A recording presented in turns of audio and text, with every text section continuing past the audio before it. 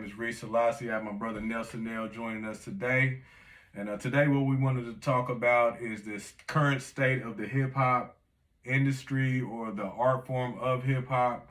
So I'm going to go ahead and pass it off to Nelson Nell and let him go ahead and get us started here. 100. Appreciate you, bro. No problem, I man. really I'm good do. to see you again. Hey, man. listen, It's been a while. If y'all remember, Nelson Nell he came and did a couple videos with us already, so he's back again, and he's always welcome here. So absolutely. So chop it up. You know, so first of all, thanks for having me on the platform. A lot of stuff is going on that I want to unpack real quick. One, I just dropped this album, Drew Ali, American Prophet. So hopefully we can get a little conversation going about that. Definitely. But I don't want to.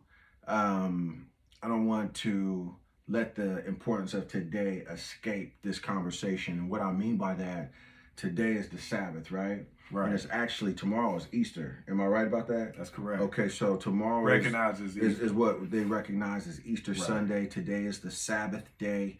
And just the fact that the vibe is on that level and what Easter represents.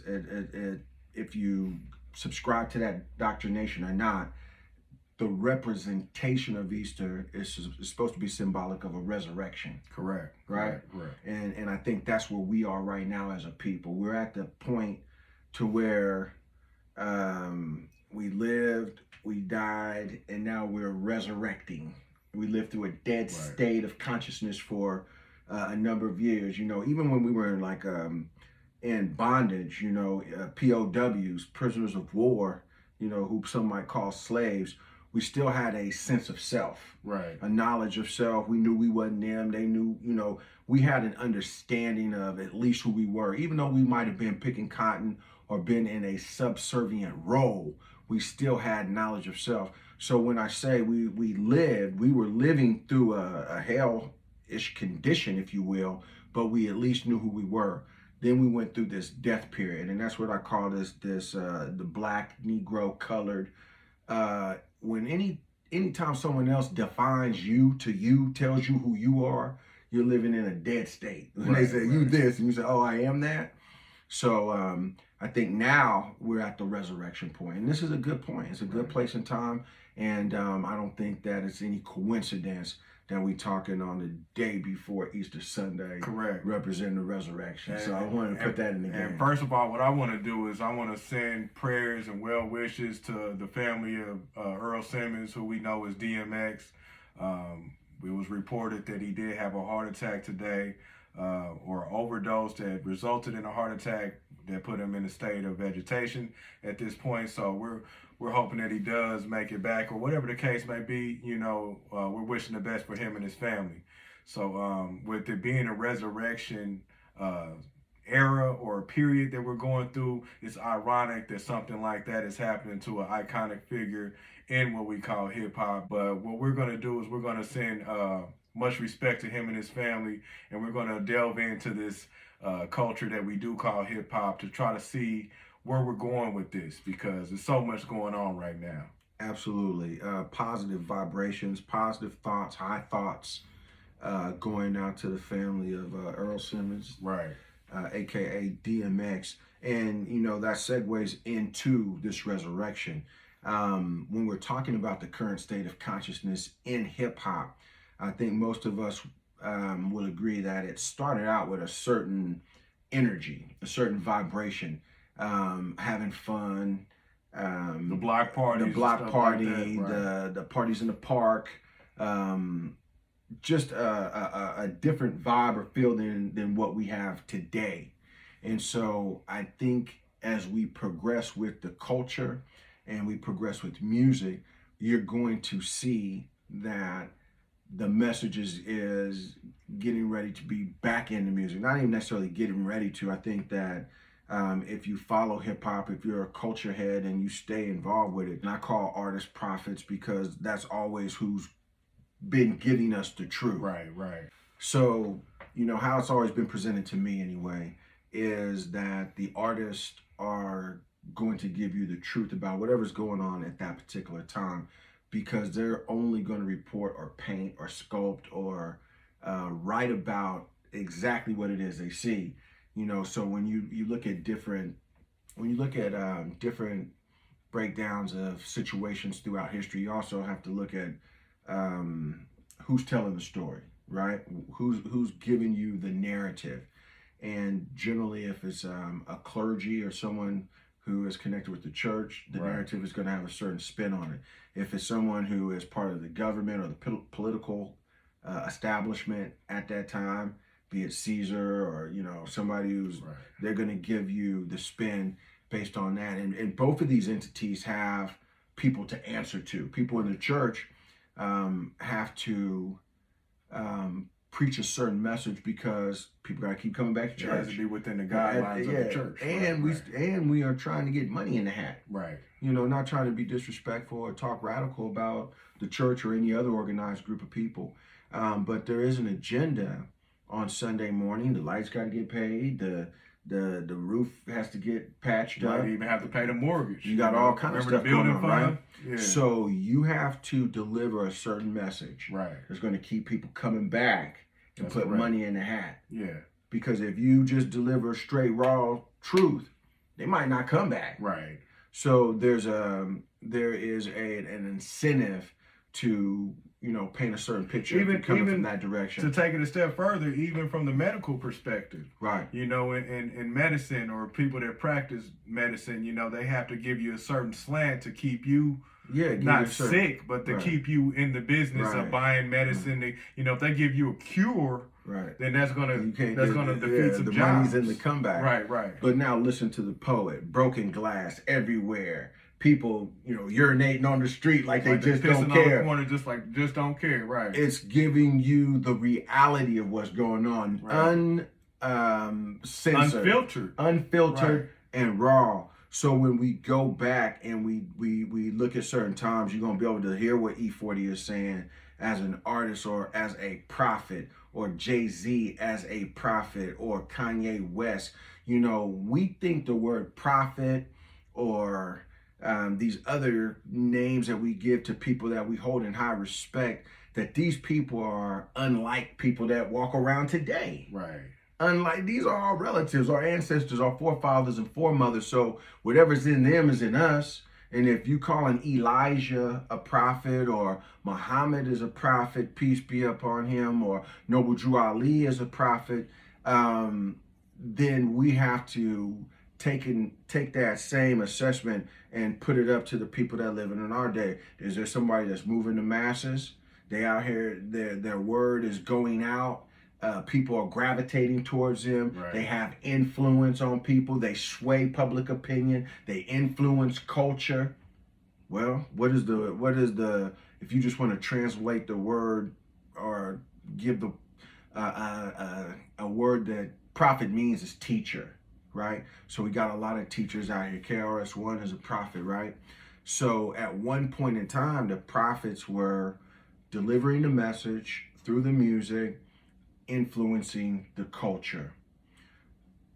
As culture continued to develop, and I think we might have talked about They Want to Hate Me, but the devil made God famous one time about how our culture got pushed all over the planet, which gave us influence all over the planet. The powers that be realize we cannot have this message being permeated around the world. And not so much so your children don't get the message, but so their children don't get the message.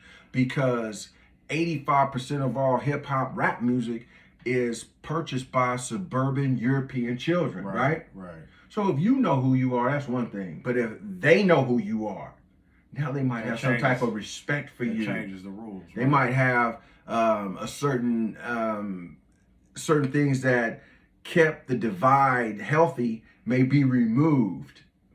And if there's no barrier between one side and the other, then we get into Dr. Francis Cress Welsing with genetic annihilation. Because if these two groups come together, just by natural universal law, the dominant is going to encompass exactly the recessive. Right? So we have to change the narrative. So they changed the narrative to hatred, slander, murder, lewdness, theft, violence. Because, like you were saying, not trying to interrupt you or cut your wisdom, but at one point in time, you had people that were reporting or prophesizing what was happening in the culture or in the streets, like your Melly Mels and your KRS and your Rock Hill and so forth and so on. But now, I don't know if everybody is aware of COINTELPRO, like what you saw happen in the movie about Fred Hampton. You know, they infiltrate certain movements. So the hip hop movement has been infiltrated up until this point. So when you look at why things have changed to where it's not so much them reporting what happened and how we can change and make a better today or tomorrow, what they're doing is influencing the youth. It's still the influence, but it's more or less where they're telling you, this is what we need to do. We need to go out here and kill. We need to go slide on the ops. We need to go out here and sell this, or we need to treat her like this. And it's not so much telling you what's going on, but they're telling you what to do. Right. You know? And then we also have to realize how this thing works. Like I said, majority of hip hop music is purchased by suburban European children, right? So you can't put the good message in it, because if they get that message and say, wow, you know, these people really believe they're gods or kings or whatever, then they start respecting that. So we're going to put another message in it. We'll put the poison message in there, right? But how we're going to work this is the mind also works off of images, right? And it works off of signs and symbols and stuff. So how, I know it probably doesn't sound intelligent and stuff. So how it works is the European kid, he might get a little poison because he's hearing this stuff. Right. But when he watches the video, he's not seeing himself on the video. He's seeing you on the video. He's seeing me on the video. So he's still able to differentiate that these type of things go down, but that's not my people that's doing that. That's not really my culture. That's not really what I'm doing. I like the music because the beat is dope. Right. So what they do is say, and you know, they don't care. They'll lose a few of their own. We'll poison, we'll sacrifice a few of our own. They do it all the time. In order to make sure that this agenda is promoted. Right. But at the same time, we're going to have counterculture that will help. So yeah, we all listen to the same music. But at the same time, there's a Catholic school where Catholic kids go to school and get some other information. There's Jewish schools where Jewish kids go to the synagogue and get other information. There's other places to help counterbalance the ingestion of that poison.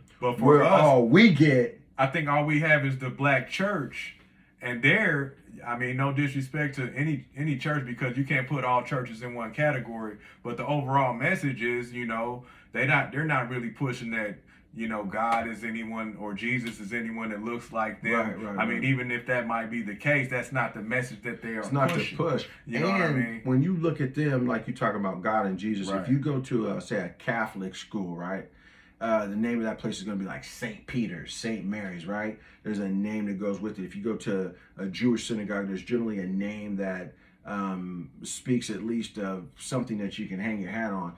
When you go to PS 42, that doesn't really say nothing. Or George Washington Elementary. Or you know General I mean? Lee. Right. General Lee Middle School. Yeah. You know, Robert E. Lee Middle School.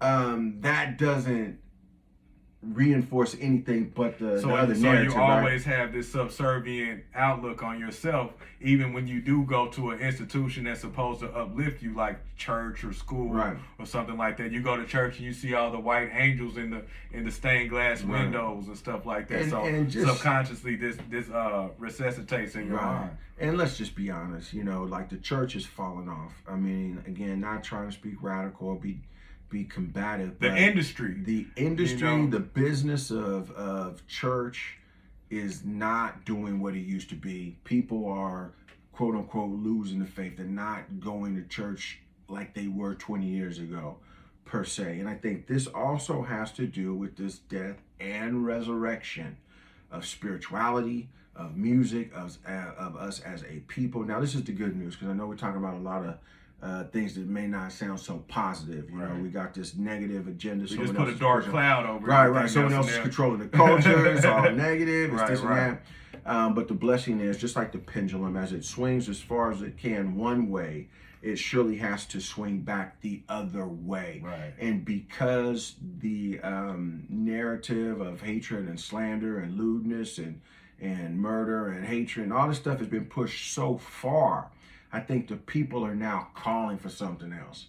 They're demanding to hear other things. And with that is the return or the resurrection of consciousness back in music, of the message being put back into music, of the teaching being put back in music. A lot of people know what they know because they heard something on a song and then took that information and went and Googled it or investigated it and realized that, you know, I heard Tupac say Machiavelli. I didn't know who Machiavelli was, but now I read the book. I have a prolific understanding now. So music is teaching. Music is educating. It's doing all these things, or it has the power to do that. Right. And as we see the leveling of the playing field with the internet and people being able to produce their own videos, produce their own music, market, promote, do their thing without necessarily the help of these big major record labels, now you're going to really start to be able to see, I think you'll be able to start to see what, you know, we used to call underground music. You know, like 40 said, I don't bump mainstream, I bump underground. Right. You know, all that stuff is something now watered down. The independent industry is the industry now. Now the independent is where you're gonna get your money, and you are going to be able to keep it. Everybody's talking about their royalties and do you own your masters and all this stuff. Big topic. I think I just seen Anita Baker was fighting for her masters, you know, after 30 years in you know, plus maybe 40 or 50 years of putting in work, you know, of intellectual property, of, you know, just the creative talents to go into being a megastar, superstar, whatever you know you would consider her or her fans consider her to be. And then not to know you don't own none of that. That's pimping on the highest level. It is. That's pimping on the highest level. I just saw that go down last week with OJ the Juice Man, who's not on the same level by any stretch of the imagination as Anita Baker, but he went through that with his management at one point. And he said some of those songs you heard, or all of those songs you heard from him 10 years ago on the radio, he got not a penny off of none of that. Dave Chappelle just was talking about that, and I heard him say he finally got paid. Right. But a big part of his complaint was when he signed up this contract, it says, you know, we have the right to use your intellectual property, you know, to infinity and beyond. And, you know, at the time, you're like, I didn't know nothing about streaming. I didn't know nothing about these other platforms. You didn't know where they were going to take it to. Yeah. You thought it was if it's not on TV, then nobody can get paid off of it. And so, you know, now we all have a little more access to some of these things. It takes energy and finance to make it happen, but we're not so reliant upon major record labels. And that's really how they ended up hijacking or taking over hip-hop anyway, because they came in with the bag and they said, I'll give you a $250,000 signing bonus, but you don't say what I want you to say. You don't sign this contract, which means you really gonna end up giving the money back and everything that goes along with that. I think everything is a resurrecting. We're coming back and we're understanding that we control this, and we control the narrative. And I think when we do that, what you're getting ready to see too, you're getting ready to start to see people are going to have to take a side one way or another. You're going to see it when artists come out now. You're going to have to represent something. You're going to have to stand for something. Right. You're not going to be able to just get up and be an asexual artist, so to speak. Right. And you know, I'm not trying to talk bad about Michael Jordan or anybody else, but I'll use Michael Jordan as an example. You know, you made billions and billions of dollars, right? But partially how you was able to do that because you didn't want to take a stance on anything, right? So if a bunch of kids got killed in Chicago, it was great for business because the new 11s came out. The Chicago News never went to Michael Jordan's door and knocked on his door. And I don't want to, you know, I hate to use Mike as a scapegoat. I was kind of salty for a while, but I realized it's all part of a bigger scheme, right? It's a whole bigger deal. He's getting used just like. So I'm not even mad at Michael Jordan. He didn't brainstorm that. But they didn't come to his door and say, Mike, 10 kids were killed this weekend from Friday to Sunday because your shoe came out. They never went there. They wouldn't do that. And they understood that his role, the people around him, the people that was with the shoe distribution, the branding, all of that, said, we are going to control, you know, the narrative Right. that comes out around this, and that allows Michael Jordan, I'll use him, like I said, as a scapegoat, but anybody else who's taking a check and getting paid and, you know, maybe comfortable, we have to be careful, because your comfortability is equaling someone else's. Yeah, your comfortability, and you'll realize this once you leave out of America. Once you travel to other countries, you'll realize that the comforts that we have here in the United States is at the expense of someone else's discomfort. You'll realize you'll see that, and it'll be kind of glaring to you when you realize what's really going on. You're like, wow, we live good because they live bad, you know, in smaller terms. And this is I would say, the number one challenge when you're talking about nation building, right? Because the leaders of said nation, there's almost an incentive given to them to keep the status quo. You've worked hard, you've gotten to the top of the pyramid, you eating high on the hog. Right. Everybody else is struggling to get by. However, if this changes, this upsets the hierarchy that you've worked yourself to get to. So then you have the sellouts, you have the bourgeoisie, you have the tokens, right? You know, well, they say, you know, like Kansas, Missouri, Oklahoma, a lot of these territories were supposed to be given to us after 1865. Was this during Reconstruction or prior to that, or? It was like during the Reconstruction era, right? We were supposed to be given certain areas, but they said there were certain brothers who signed paperwork or whatever to ensure that we did not get what we needed. And at their benefit, they benefited. They benefited. Same thing happened with Marcus Garvey. Right. When Marcus Garvey was trying to do nation building, it was other brothers that sabotaged the Black Star Line, put sugar in the engines of the ships, made him pay double and triple what for something for the ship and the supplies and everything. We paid triple the money for the value of what you got. So if we really are going to be serious about building, then there has to be a separation that has to happen. And you hear a lot of the different ministers talk about that, but we have to control our narrative. We have to be able to dictate what type of energy is going to be going in and out of the ears of our future. Right. You know, and anytime somebody else is, you know, thinking for you or dictating to your offspring what they feel is in your best interest, is probably not in your best interest. Because like you said, they will use somebody who looks like you, who you think is a part of your community, but they're just a mouthpiece, and they're not even really reacting at their own, you know, off their own volition. And they're there just to do the bidding of someone else who's going to really benefit in the long term, you know. And this happens on every single level. You see it in housing, you see it in, you know, politics, the entertainment industry, all the way across the board. And hence, you know, just keep coming, letting this circle, this love, this spin is now to the music. So they said, oh, you want to listen to music? You want to get a message through music? Well, we got something you can listen to.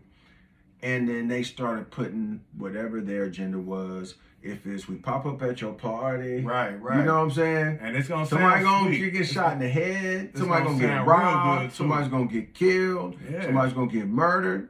And then that song goes off the radio, and the radio says, if you see something, say something. Please stop the violence. And see, what I see right now is there's three different agendas being pushed right now. It's what the brother Nelson there was just speaking on, is the shoot 'em up, bang, bang, we're going to slide on the ops retaliation rap. And then it's also the materialism, the I got this, you don't have this, and I can take her from you, and I can do this to your wife or your girl. And since I got so much money, they love me, and you don't have this money, and you lame because you don't. Right. And then also the gender, you know, the same gender, which is, you know, no disrespect to anybody that chooses to do what they want to do as an adult. Right. But, you know, this being pushed as an agenda through the music to where, you know, your Lil Nas X who knows if this brother is even really homosexual. Right. You know what I'm saying? Like, just keeping it real.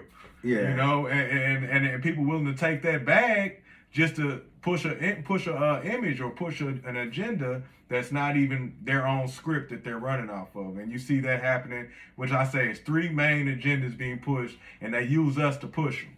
That's right. You know, I think if didn't nothing else come from the whole COVID-19 and the quarantines and all of that, you know, I hope that it gave some of us time to retreat into our homes and really take a look at how we were living, how things were processed, and how things were going. And then also to understand things are not going to get back to that. It's never going to be like it was in 2019 or 2018. You know, going forward, everything is different. The way we communicate, the way we move. And so if that is in fact, then I would, you know, I'd ask that our listener consider that the thoughts that you have, and you need to check those, the music that you listen to, the people you follow, the gods that you worship, so to speak. You know, it's time for a resurrection or a reevaluation on everything. Right. And because on a esoteric metaphysical level, Jesus was crucified on Mount Golgotha. What is that? The skull mountain. So the death has to happen internally within in here, and the resurrection happens within here. And you have to be able to, you know, access this energy to resurrect your own self as an individual. You know, not in the physical death resurrection, but to resurrect yourself as, you know, that was the old me. Right. But now this is the new me. You know what I mean? And understand, reflection is the business of man, right? A sense of your state is your first duty. So I'm looking at now, but I'm reflecting on these different parables, different analogies, different scriptures, everything that's happened, right? You can lay 2,000 years ago right on top of today as a template. So what was going on 2,000 years ago? The church was corrupt. That's why you have a story in the Bible about Jesus going in and whipping the money changers, turning the tables over. So that's today. We got all kind of corruption going on in the church. We don't even have to get into that. I mean, some sick stuff going on in the church. From money to child molestation to whatever else is going on that we don't know about, right? Right. So that is an overlay of the same. And you had corrupt governments in there as well. You know what I mean? Corrupt politics. Right. You know, in more science, we say, why did Allah send Jesus to the earth? And the answer to that question is to protect the Israelites from the iron hand oppression of the pale-skinned nations of Europe who were governing a portion of Palestine at that time. So we're under a Roman yoke still, if you will, or a government that we have to deal with. That's exactly the same. Pestilence and disease. Well, we're dealing with COVID-19. People's getting vaccinated, shots. Same thing was going on back then. Different diseases were running rampant. Pestilence, people were dying by the thousands. The same narrative that was happening then is taking place now. And then on top of that, rumors of war and rumors of war, same thing going on. Right. I think also they said in the scriptures, it says something, I'm paraphrasing, but it says something about also another sign that you're going through this shift of paradigm or the end of days, which doesn't mean anything other than one era time is ending and a new day is starting. Right. You know, we say it's the age of Aquarius. It said you're going to be able to look over here and see the sun and then look out the other window and see the moon. That's happening all the time now. Right. Sun and moon in the sky at the same exact time. You see it all the time. So all of these things are signs and symbols that we hear now. When we look at the Willie Lynch, the 400 years, when we look at the 6,000 years, that God gave Satan time to do his thing on earth. All of the prophecies have been fulfilled, and we're at that time or are being fulfilled. And you know, you have a lot of people that are moving into this new woke spiritualism state of mind to where, you know, I don't believe in God, or especially a male God, or I don't believe in Satan. So, you know, I'm watching videos of somebody go to hell and play around with the devil and stuff like that. Don't bother me because I don't believe in that anyway. And just like the good brother Bobby Hemmitt said, no matter how you feel about the Bible, you cannot throw the baby out with the bathwater. Leave no stone unturned. That's right. So it's important for us to read all these spiritual books and take them all into consideration. You're talking about the Holy Quran. You're talking about the Holy Bible. You're talking about Gnostic scriptures or Apocrypha, things like that. You know, you have to go into all of these spiritual interpretations to find out what's really going on, because even if you don't believe in it, somebody else does, and that might be the script that's really going on right now. No matter what you believe, that's what's going on. That's right. You know what I mean? You have an understanding. I think Malcolm X said the best debater was the one who knew both sides of the argument. And so you need to know, you need to enlighten yourself, cultivate your mind with knowledge, so you can make the best decisions for you. I've always been one that said that was under the philosophy of, you know, if I can get you to think, I don't have to tell you who to believe. I don't have to tell you about your dietary system. I don't have to do nothing, because once you start thinking, you're going to naturally do what's best for you. So we don't have to go through don't have to tell you, you have to do all that stuff. Don't have to do that. And so that, again, that's coming back full circle. This is how we started, how we began. So I think we're going to shake off the cumbersome shackles of names and titles and, well, I'm a Baptist, or I'm a Kojic, or I'm a this or that. I think a lot of these things are going to fade away. We're going to end up coming back into just knowledge of self. And excuse me, and I think that's why these books are going to be relevant, because when you really break these books down, the book is about you. Correct. 100%. Right. And if you can take yourself and put yourself as the main character in these books and in these stories, that's what it was written then you can start to decipher life, how to make decisions. You understand that this thing runs on a system. You understand that there's a cause and effect thing going on. Right. There's these universal laws that are taking place. And if you can wrap your mind around that, and that's just us coming out that haze, because coming out of that sleep state, these that books dead were state. They were scientifically written. You know, somebody didn't just sit down and write a bunch of, you know, bedtime stories down and say, hey, this is a book, or this is the Quran or something like that. They didn't do that. These books were written for you to be able to, like you said, put yourself in these shoes of these people and these stories, so you can actually get a better understanding of how this relates to your everyday life. If you knew, for some reason, your son and your grandson and your great-grandson, there was going to be something that happened, a great deluge, a great wash away of knowledge or information, and said, I got to figure out, because we know people are going to continue to procreate. There's going to always be people on the planet, right? So I got to figure out a way to speak to the third and fourth generation. How can I do that? I don't know that they're going to have iPhones and Wi-Fi and all that, but I have to put it in the terms that they can understand. How to write this in an allegory, a coded language, so when they read this, the information of their forefathers and ancestors can be revitalized in them. Because we're going to go through this sleep state. Right. And when we wake up, there has to be something that helps to jumpstart that memory, that thought. You know, we say that mind never does forget, right? But you still have to be able to recall a thing.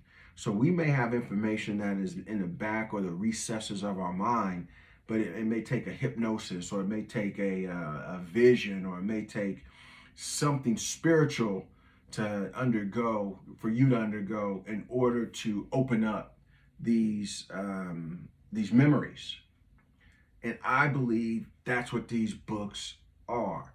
They give you the information. It's just like rap. Right. It's just like rap. I'm going to say some stuff.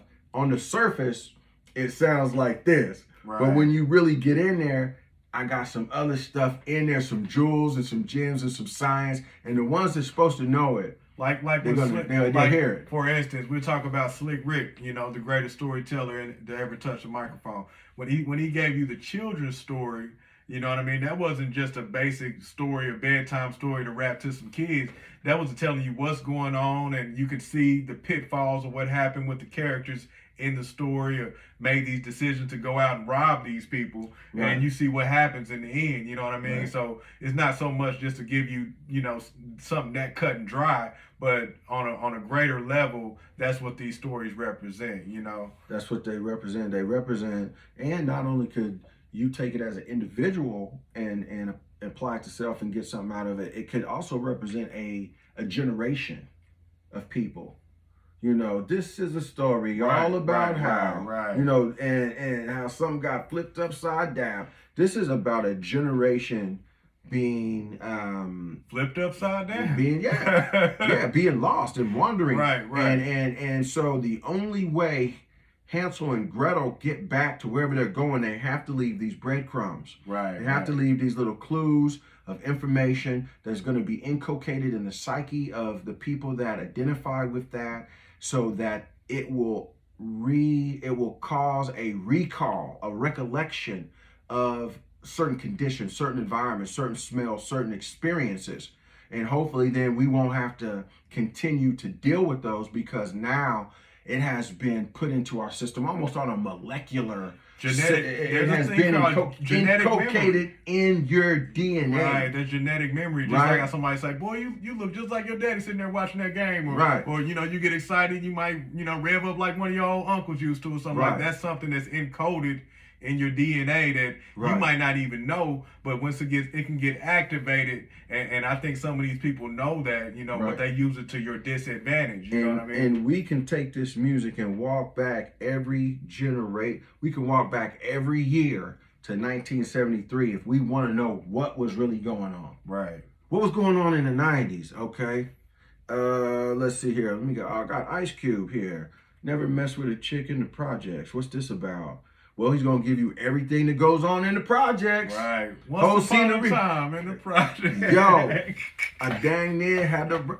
I knocked on the door. Who is it? You hear me? Ice Cube came. But it's not once upon a time. This is going on all the time. Right. This is going on 100,000 times. This is the culture. And it's not only going on. Ice Cube is from South Central LA, Compton, or what have you. But this is going on in Chicago. This is going on in Houston, New York, Kansas City. Oh, how do I know that? Oh, let me go find DJ Quick. DJ Quick said St. Louis is just like Compton.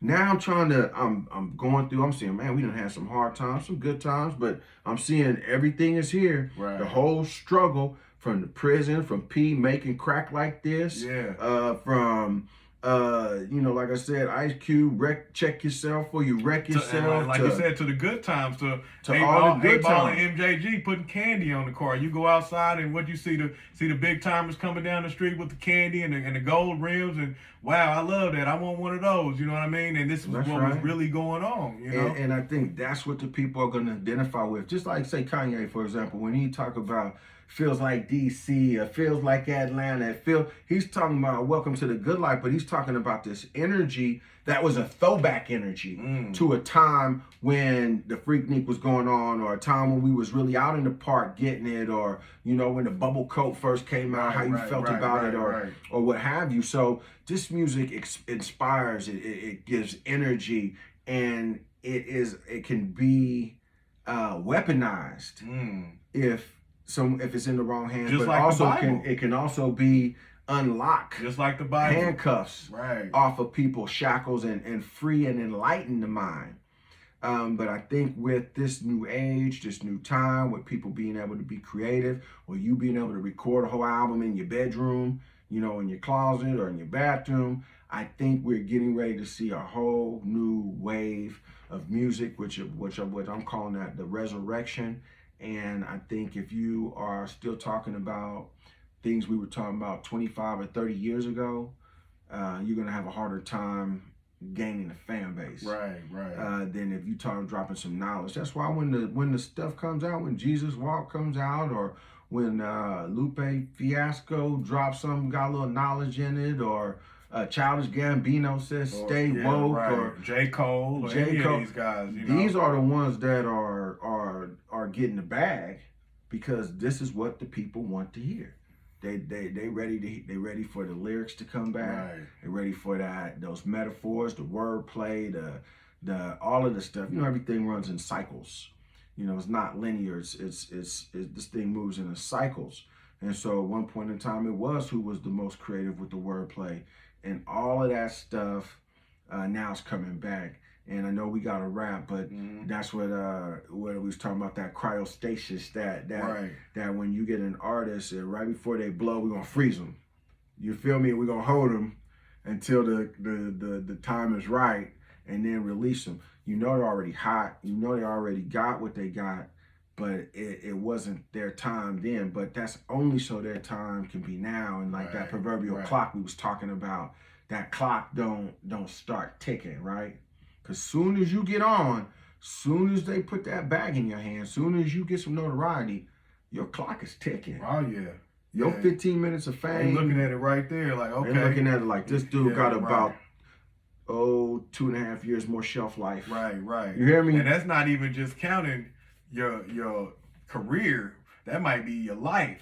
And that's and time is speeding up now. So what they call 15 minutes of fame, maybe in the 1920s, is really 2 minutes of fame today, because we're an instant gratification culture. We want that microwave food right now. Go through the drive-through, get my burger now. I ain't waiting on nothing. But we also do that with our artists. We get somebody, yeah, he cool, but that was last week. You remember back in the day? Unless they dope and they shift the culture. An album would rock for a whole year. Like, you know what I mean? Like when Dr. Dre came out with The Chronic, that rocked for like a whole year and a half.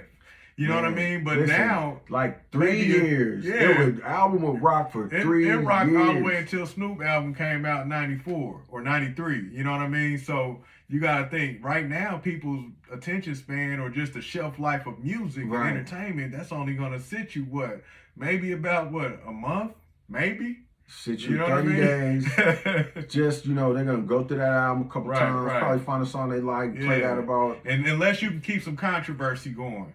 You can do some things outside of the music. I'll say this: you a great artist and a game changer. If you just keep them a summer, you got a little project that lasts 3 months in the summertime. If you could rock it from May, June, July, get you a little touch of August, you did great. That was amazing. You was amazing. You held down the whole song. That's Jay-Z. That's what Jay-Z been doing. So every time you drop an album. Yeah, you just want to hold the summer down, right, and then continue with content, because now the game has changed. Artists used to be a little aloof, or you didn't know what they was about. Right. They lived up on that hill in a mansion and this and that. But now they with social media, man, you see everything. You in their house, you in there, so they constantly are wanting content. Right. And they want more and more. You can't be like, how Rakim was. He's kind of like a myth. Like you might see Rakim every now and then. Not too many interviews. Exactly. You don't do no commercials. You was good if you got an interview. The interviews were going, I know you don't do interviews, but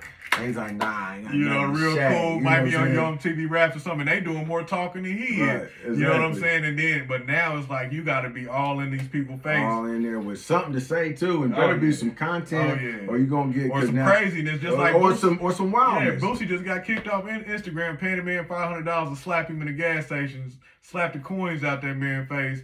Zuckerberg them didn't know if it was real or not, because of course if he say this is a prank, nobody's gonna take it serious. So they deleted his Instagram, and he comes out and say, man, that was just something to do. Man, we're trying to give you. Right. You gotta play the game. Play the game. Before we leave, we do want to touch on something real quick. For sure. If you can see that. There you go. Yeah, we got Nelson L's new album here, American Prophet. And looks like you're sitting in the Oval Office right here with the American flag on one side and the Moorish flag on the other side, giving a press conference on the back. It's got 21 tracks on here. Yeah. Tell the people a little bit about this album and where they can pick it up. Man. This is, of course, a hard copy, but you can also get the digital copy. Yeah, you're going to get the digital download, but you want the hard copy. Right. This is the last piece of media that you can keep as memorabilia. It can get autographed on here. You can put it up, hand it to your children. It can gain in value. Download's not going to gain in value. But what I want to say is, thank you for the introduction. There's a lot of signs and symbols on here.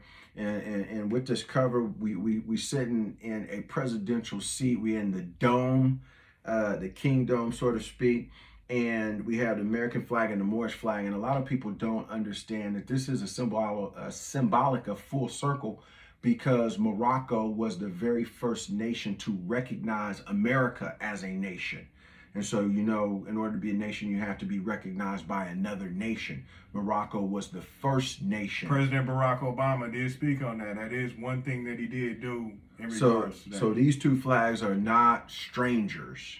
You can see Hillary Clinton talking about it. You can see President Obama talking about it. I think Michelle Obama was talking about it. But so there's a lot of symbology in this thing. But 21 tracks, no cussing. No 21 hard tracks too. Promoting. I just was listening to it. It ain't like no soft, you know, huggy bear, you know, heat tree hugging type rap or nothing like that. This is straight street. This is that. You know, I would say it's the gospel, but I don't want you to think it's gospel music. So I say this is the God spill, right? This is that spill, and you need to peep it out and check it out. Yeah, you can go online, Nelson Ill. I am Nelson Ill on YouTube, and check out all my videos. But on this is on all downloadable platforms. Just put Drew Ali, American Prophet. And let me say this in closing, bro, because this is something to all the artists, to everybody, and it's something that have crossed my mind once or twice.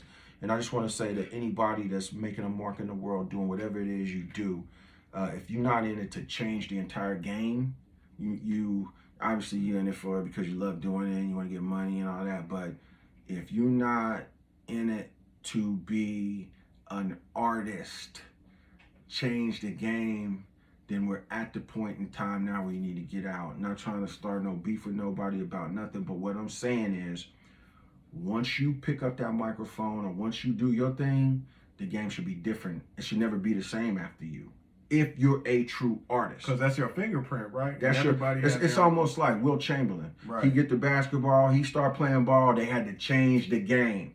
We're going to have to make new rules. It's like when Snoop came out, college, you couldn't dunk. Right. Kareem Abdul was in college. You know, doggy style, change the game. Right. You know, you have to, if it's when you look at the great painters and sculptors and artists from back in the day, the Van Goghs and the Mozarts and all that, they changed the game. The way they painted that picture, it wasn't being painted like that prior to them coming along. So if you're not here to shift the culture and change the game, you're just being a copycat. That's all you're doing. Agree. All you're doing is regurgitating a walk, a talk, an image, a lyric of somebody else's attempt to change the game. And I know people may or may have not heard of Nelson L, the MC, so they're looking at it like, man, who is this dude? I don't even know who he is. How does he have the credibility to even, you know, I hear what he's saying, but, you know, does he even have the credibility to say what he's saying? Let people know how long you've actually been rapping and you know, what this means to you. This is crazy. I'm happy that you asked me that question, but I was talking to my business partner, my brother, Watson Neal, and we're putting a press release together and the Wikipedia and all of that. And, you know, we won't even go all the way back, but we'll just start in 2002. At the Olympics, right? So this is an Olympic year because they were canceled in 2020. They're going to run the Olympics 2021 in Tokyo, Japan this year. So I'll just start at the 2002 Olympics. So almost 20 years ago, I was rapping and performing at the Olympics. Not to mention that, just being part of organizations where I've traveled and toured, from Takeo Post University, which is in Waterbury, Connecticut, which is, you know, far east, all the way to Puget Sound, which is in the state of Washington, up in Seattle, Washington, and Portland, Oregon. And, you know, done the whole tour thing. And not only that, you know, we won't go through the whole resume, but just collaborating with platinum artists, artists that have sold diamond and done other things. Now, their resume is not mine, but when you are able to work with these artists and be in the same room with these artists, you pick up things, you learn things, and you do have the ability to speak on things because you're there. Right. So I've watched the evolution of hip hop. I've watched the evolution of the culture and the impact and the influences that it has. And it's just my time now, bro. And the only reason why I brought that up, I just want the people to know this isn't just a brother that just, made an album in his room and came out here just speaking on stuff that he thought of. This is somebody that actually has been part of the culture. I've dipped my toes in the water with him a few times. I've never been on the status that he's been in because I haven't dedicated that much time into it. But I've always been a student of the game, so to speak. So I appreciate him coming out. Let everybody know where they can contact you, your social media handles and whatnot. All right, so Instagram seems to be the place where, we can get unlimited, with Facebook and all that. I understand that's old and this and that. But go to my Instagram. I am Nelson EL. That's going to be the best way to contact me. Just DM me or get at me on that line. And then if you just Google Nelson Ill or Drew Ali, American Prophet, download the album. I have another mixtape out called Black Jesus. So make sure you pick that up. Bringing love and kinetic consciousness. We just pushing. We pushing to shift the culture. You got the merch. You got the merch. Got the merch. Got the conscious community. And I ain't gonna get into that, but that's everybody. That's for all of us. It doesn't matter what your belief system is, your faith system. The number one thing I think we could start at, if we're going to be in agreement on anything, is in order to have a conversation or to move forward or do anything, you got to be conscious. That's correct. So we're going to focus on what we have in common versus the things that are different. So consciousness is the first universal law, and that's where we're going to start at. The camel represents endurance. Same science like Nipsey Hussle was saying, this is a marathon, right? Right. So some people want to be the goat. I want to be the camel because that's one of the only animals, maybe the only animal. You and I might can go 2 or 3 days without eating, probably less time without drinking water. But the camel he can go all week long. He can endure. He can run the marathon. He's going to be there at the end of the day when everybody else has fell off because they're tired and hungry and thirsty. The camel. He got gas in the tank. The camel, and I want you to know this is a 2-hump camel, not a 1-hump camel. Right. We in here for the long haul. Yeah. So when you see the conscious community, you see the camel represents endurance. And that's getting through from here to where we are now. That takes a lot to be able to live that piece of scripture. Scripture says the race does not go to, I'm paraphrasing. Right. The race does not go to the swift or to the fast, but rather to he who endureth. Staying at it, getting up every day, grinding, consistent. Right. Have resolution in your intent. Wake up with intent to create. Right. And not, being a vessel for anybody else. That's what it's about. So, Always. with that, peace and Peace love. out, man. 7's up. Peace. I appreciate this, brother. Love you, bro. Yeah. Till next time. Check it out, y'all. And I trust we'll meet again. Drew Ali, American Prophet. We here now. Oh, yeah.